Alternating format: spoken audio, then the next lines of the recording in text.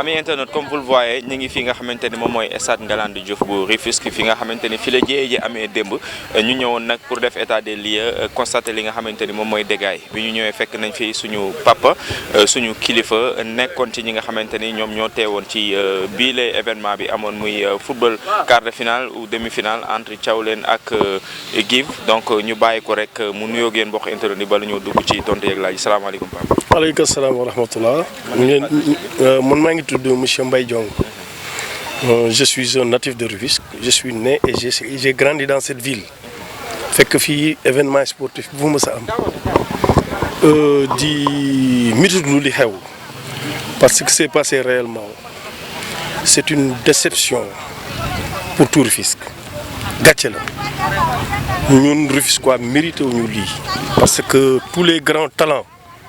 du football rufisquois fi lañ jógee toog nañ fii pendant 7 ans nous n'avons pas joué dans ce stade Ngalandou Diouf. Des bonnes volontés, de grands sportifs jël investir de l'argent pour que remettre en œuvre ce bijou. Aujourd'hui, ce qui s'est passé, réellement tout le monde l'a vu. Hier, c'est au cours de la rencontre entre l'ASC Give et l'équipe de Chelsea. Moom ay échauffourées yoo xam ne yi kenn xamul fu mu jógee. Mais auparavant, vers 14h30, 15h, nous avons aperçu en ville que ñaari supporters yi xaw nañu daje ba def ay jet de pierre ba yàq quelques véhicules. Boobu temps alerte bi am na pour que nit ñi jël seen responsabilité maanaam la zone et l'ODCAV pour que ñu renvoyer match bi jëlaat d'autres dispositions. Mais malheureusement match bi pour des dispositions sécuritaires d'après leur réaction nee na wax nañu ñoom ñu ne mën nañ couvrir match bi. Ils ont joué la première mi-temps amul benn incident malgré que situation bi xawoon na tàng. En deuxième mi-temps nous avons assisté vraiment que benn penalty bu am boo xam ne visiblement c'était un penalty. L'arbitre a pris ses responsabilités. Ñu teg ko dóor ko mu dugg booba temps dara amul. Alors on a vu après que l'équipe adverse qui a encaissé ce but, ses supporters commençaient à réagir avec des jets de pierre. Alors bi ñu commencé jets de pierre, quelques-uns commencé tëb, service d'ordre bi commencé à réagir. Alors foofu la affaire yi commencé. Alors que nag finalement kenn mënatul téye kenn, il y a eu beaucoup de blessés. Malheureusement une perte de vie humaine, 2, il faut am. Donc il y a des blessés qui sont à l'hôpital entre Youssou Mbargane, CTO et beaucoup de gens qui sont dans situation. Pour revenir dans vraiment un événement regrettable. Tout ça, c'est aussi porter préjudice au football rufisquois, comme Teungueth Football Club qui reçoit dans ce stade, dont le président a beaucoup fait pour que le stade bi nekkat ci stade neuf. Maintenant, on va recevoir le club de Rufisque qui a redoré le football rufisquois, qui a été champion 2 fois l'année dernière, qui a fait une bonne représentation en Coupe d'Afrique des clubs champions. Aujourd'hui, on va reprendre à 0, ce qui est regrettable. Il faut que le mouvement navétane prenne ses responsabilités, situer les responsabilités, identifier les personnes fautives, prendre des sanctions extrêmes à l'encontre de cet ASC pour que demain, ces problèmes ne se reproduiront plus. Sur cela, je vous remercie. waaw est-ce que mën nañu ñëwaat rek tuuti rek ci li nga xamante ni moom mooy doxalinu ndaw ñi jamono ji ñu toll ndax inconscience bi ëpp na ci xale yi ndax ku gis lii ci biir stade bi ak ci biir vestiaire yi ni ko gone yi def yàq infrastructure bu mel nii comme ni nga ko waxee sànq nga xamante ni da doon jouer ci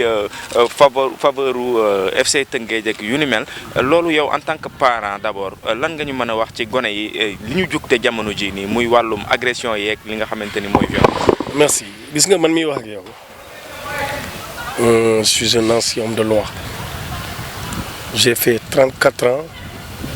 à la police. Les Rufisquois me connaissent très bien.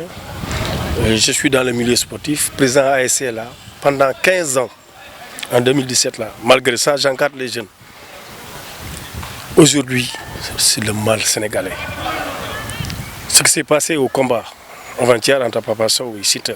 on l'a vu. Il y a eu des agressions. Des gens qui étaient à bord des motos en train d'agresser des gens avec des armes blanches. Il y avait un show ici avec Wally. Le lendemain à 5h, 6h du matin, les gens di liggéey ñu leen di côte di nangu di leen jam këf seeni portable. Qu'est-ce qui se passe pour cette jeunesse sénégalaise réellement?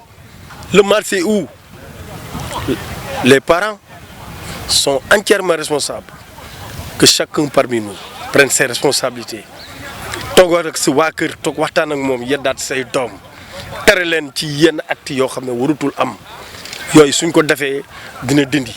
mais tant que aussi les gens ne prennent pas leur responsabilité ci kaw benn ci wàllu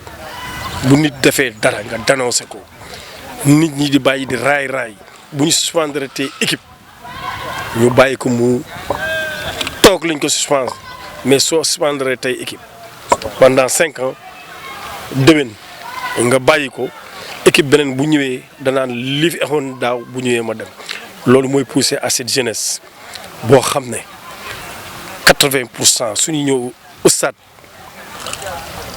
duñ fi nekk ils s'adonnent à la drogue dañuy yor ay armes blanches un peu partout un peu ñoo xam ne ñëwuñu sax pour seetaan c'est des intrus yoo xam ne dañ ciy nekk yóbbaale ñi nga xam ne ñii ils ne comprennent pas dem ci des innocents di leen agressé jël seen alal il faut que ñu reprendre li nga xam ne moo fi nekkoon bu njëkk yoon soo defee lu mel nii ñu teg la si yoon attale fi nu war la condamner la pour montrer le bon exemple à la jeunesse c'est ça. sëñ bi mën nañoo xam tur bi ak sant bi. Cheikh Tidiane Gueye. waaw ginnaaw gis nga stade bi ñoo ko gisandoo mu amoon match de nawetaan démb ay supporters nekk fii am ay yenn échauffourées maanaam ñuy jàppante ba am ku si génn àdduna am ñu bëri ñu si blessé loolu nan nga koy jàngatee en tant que doomu Tëngéej. non man li ma koy jàngatee lenn rek la lu dul dama koy ñaawlu ba fa ñaawlu yam parce que man mënuma comprendre nga ni da ngay jouer te kenn du ma gagné te yow li ngay ut si moom la sa morom di ut si buñ la gagné nga xeex malgré ñoom li ñu wax kenn mënu ci sukkandiku quoi parce que ñoom ñoo ñëw jouer si yaa ngi dégg yaakaar naa ne am na loo xam ni nit waru ko mën a def yenn incident yi am fii ci stade bi dem ñëw ma woon mais lépp dama koy seetaan sama téléphone ba ay nit ñoo xam ñu ngi dëkk ba Louga ba Saint-Louis di ko ñaawlu may dégganteeg ñoom moo tax ma ñëw tey visiter si am lu ma naqari trop surtout ma dégg si ay benn mort ay 2 morts ak ay blessés yoo xam ne gis naa ko sama téléphone ay jigéen yoo xam ne dañuy ñëw am ci ay jafe-jafe ci ay nit ñoo xam ne ay doomu aadama lañ bu fekkoon ne respecté nañ doomu aadama dañuy ñëw jouer say moromu nit ngay taseel jàkkaarloog ñoom nga jouer buñ la gañee nga xam ne dañ la gañe man sama équipe dañ ko gañe fii dañuy dem si jàmm ak salaam pourquoi pas ñeneen ñi def noonu nga jouer yow ñu gañe la nga ni kenn waruma gañe te noonu lañ koy jàppee mouvement nawetaan man nawetaan laay dama koy suivre damay ñëw si stade bi indi sama équipe wala ma ñëw supporter yeneen équipe seetaan si boog yeneen équipe mais bu fekkee ni dañ ma gagné rek man ni damay xeex pour lan kon kan la ñuy jox coupe bi te pourtant nawetaan li ko taxoon a jóg mooy dañuy jàng élèves dañuy jàng 9 mois 6 mois yi 3 mois yi ñuy toog di noppalu ko moom moo tax ñu créer nawetaan quoi pour xale yi dindi stress bi nekk seen kii foo affaire yooyu noonu mais bu fekkee ni nawetaan foo moo ko taxoon a jóg mu dem ba ay blessé am si ay mort am si nañ ko arrêté gis nga nawetaan bii nii xoolal dañ ko waxul rek mais président jaune yi ñoo siy kaañu président jaune yi ñoo ciy lekk xaalis bu dul jeex moo tax bëgguñu benn yoon ñu aj nawetaan dañ ko arrêté nawetaan boo xam ne doo jëlee coupe bi doo am sax 250 000 lañ lay jox ak maillot yu bon xoolal 250 000 lañ lay jox ak maillot yu bon a bon ak benn bal ak xottu coupe. waaw mu jaral leen lii. mais wax li ci gën a garaaw mooy équipe yi balaa nawetaan bi di commencé bu desee 3 mois dañ leen di commencé seen biir ñoom génne nañ presque lu mat ay 5 millions wala 7 millions. def ko si ASC bi si mystique si jënd ay jours mercato nawetaan léegi sa fa am ay mercato ñu dem ba leen sponsorisé gis nañ fi ay sponsors yoo xam ne day ñëw indi si ay millions def ko si nawetaan mais mënuñu civiliser mais Sénégal ba mu daj mënuñu am infrastructure bu baax muy lamb dañuy daan sa mbër wala sa mbër di bëre sax yow kontaanoo si moom nga dindi seet di sànni boo ñëwee football si ñu gagné sa équipe ngay yàq stade bi léegi kenn mënu football Tëngéej FC mooy représenté Tëngéej fii nii si championnat Sénégal mënuñu entraîner tey pourtant fii la ñu war a recevoir bu ñu yàqee stade bi dañuy loué ji stade dañuy fay 50 000 wala lu ko ëpp pour mën a waaw pour obliger dem foofu recevoir te bu ñu recevoir fii waa Tëngéej nañ leen supporter te duñ fay stade bi dara comprendre nga. lan ngay wax ci décision bi ministre bi jël ak kii di Amadou Ba nekk président ANCAR. non décision bi moom xamaguma si dara. dañoo arrêté nawetaan Tëngéej définitivement. complètement waaw nañ ko arrêté gum pour le moment nañ ko arrêté gum xam nga nawetaan moom pour arrêter ko définitivement dootul am yombul. parce que jeunes yi dañuy tàggat seen yaram am na ñoo xam ne ci football lañ yaakaar pour tekki comprendre nga am ay jeunes talent lañ mënuñu arrêter complètement nawetaan mais nañ ko arrêter pour le moment ba xol yi nga xam ni tàngoon nañ giif comprendre nga mën nañ ko arrêter ren du amaat ba déwén sax mën na bañ a amaat yaa ngi dégg même bu fekkee déwén yàlla dogal na ñu defaraat li ñu war a defaraat yëpp ñu sensibiliser nit ñi ñun nite gis nga jàkka sax damay gis nit ñi ñu si tabax ay jàkka defar ay jàkka yu rafet jàkka yu bëree bëri mais ñi koy jullee bu fekkee nite wuñ fan lañ lan la jàkka di jariñ ah même noonu la stade mel buñ defaree stade bi ba mu rafet tamit lii noonu lañ yàggee sonn pour am ko pelouse yi ah pelouse yi yàgg na fi. président jaune yi lu ma leer la gis nga président jaune yi ah président jaune yi gis nga nawetaan match bu amee. par exemple ASC Déggo bu Daaru Rahman bu dee football tey wala ASC Ngañ Samb wala ASC Lébu gi bu ñu def football lu mel ni ASC Teewleen yii nii dañu bari ay supporters macha allah ak nit ñi ñëw di leen seetaan si dañuy dugal si stade bi lu ëpp 2 millions ci benn journée rek léegi équipe bi bu footballee ba pare dañ koy jox recette am ay 150 000 ay 200 000 maximum 200 000 mooy recette ASC bi li ci des ñu fay si seen ay. jeunes yi fay ñi nga xam ne ñoo doon garder si porte yi ay tuuti ONCAV la xaw ma lim ci am bëriwul président zone yi ñoo ci lekk xaalis bu dul jeex lu ma leer laa la wax président zone yi moo tax keroog bi ASC Déggo di football ak ASC Fac incident yi amoon tax koo garaaw noonu sax mais après président Fac bi Malick Ndiaye la xaw ma taxaw fii ne président kii bi li mu wax dara amu si nu mu tudd président comme Tëngéej FC bi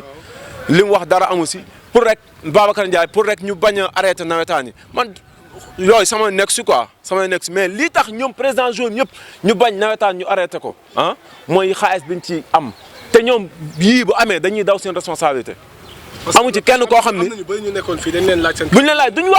duñu wax dañuy daw seen responsabilité nañ taxaw ñu wax li fi nekk ñoom ñooy organiser nawetaan yi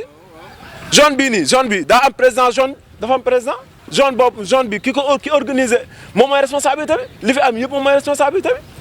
buñ paree ñu préfet doog a nekk seen kilifa ñoom ñëpp ah ñoom nañu taxaw ñu wax dëgg nit ñi comprendre nga ñu organiser waa sensibiliser nit ñi te ñun ñi nga xam ñooy waa Tëngéej man Tëngéej ji laa juddoo xam naa fi lu bëree bëri ñun ñi nga xam ñooy waa Tëngéej ñu nite te xam ni lii suñu alal la lii defaluñ ko fi kenn keroog suñu zone bi président bi wax na ko nee na stade bi waa nawetaan ñoo ko moom Tëngéej FC moomu ko dëgg la Tëngéej FC moomu ko mais instant yi moo yilif stade bi parce que moo fi recevoir moo fi équipe championnat ñun xam nañ Tëngéej FC fu mu jógee B2 la woon 2011 ASC B2 la woon 2011 bi ñu ajee nawetaan la B2 formé def équipe championnat Tëngéej ko tuddee ko Jokkul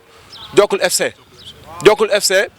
mu jaay ko bi mu ko jaayee lañ ko def Tëngéej FC pour waa Tëngéej yëpp gis seen bopp ñun xam nañ Tëngéej FC fu mu jógee kon Tëngéej FC bu ñu nee moomuñ stade bi dëgg la waaye nag dañ fa am ay responsabilités yu bëree bëri parce que ñoom defaraat nañ ci stade bi lu bëree bëri kon tey jii ñoom bu ñu defaraatee yàlla dimbali ñu bañ egg fii dañu war a fonk lu ñu moom suñu alal nit day sàmm alalam man loolu moo ma naqari quoi li ñu def. léegi la jeunesse ni ñu inconscient bi nekk si ñoom yow loolu ban jàngat. loolu si parents yi loolu mi ngi jóge si kër yi. si parents yi gis nga sa doom ah boo ko dafa bari ay jur sànni Sénégal dafa bari ay jur sànni am ñoo xam ne amuñu benn responsabilité seen doom sa doom boo xësee seex ak moom am ñoo xam sa seex ñëw ak seen doom jox ndékki wala bu ñu leen joxee ndékki pare nañ si heure añ boo ñëwul baax na foo añee baax na ngoon xale yu bari nga leen fii gis stade fii nii ba minuit match yi surtout premier tour yi minuit la doon jeex léegi xale bu ndaw nga gis foofu yow nga am sa doom 21 heures tëdd si wul war nga xool fan la nekk responsabilité bi si parents yi la dañu yarul suñu doom yi ñun parents yi dañu yarul suñu doom dañu war a suñu doom ñu fexe ba mu nite ba bu demee si yu mel am na ay jour boo xam ne dem seetlu naa ko taala bi nekk Thiawlène jour yi sax doon nañ histoire seen bi mais taala dafa taxaw histoire parce que moom def na ci xelam ni man kat dama am ay responsabilités yu nekk sama kanam moom laa war dem jëli ji ak yeneen am na ñoo xam ne fii lañ nekk histoire bi commencé dañoo dem ñibbi man noonu laay def man bu xeex amee sama ASC sax bu doon football wallahi al azimi nañ ma xool nañ ko gis nañ ma wax lu leen neex mais du ma xeexal benn ASC billahi wallahi du ma xeex su ma mënee arrangé damay arrangé su fekkee sama benn booy leer na ma dañ ko nar a gaañ ma récupéré ko yóbbu ko mais du ma xaañ xeer du ma yàqal kenn du ma tooñ kenn loolu di yëfu nit quoi pour man.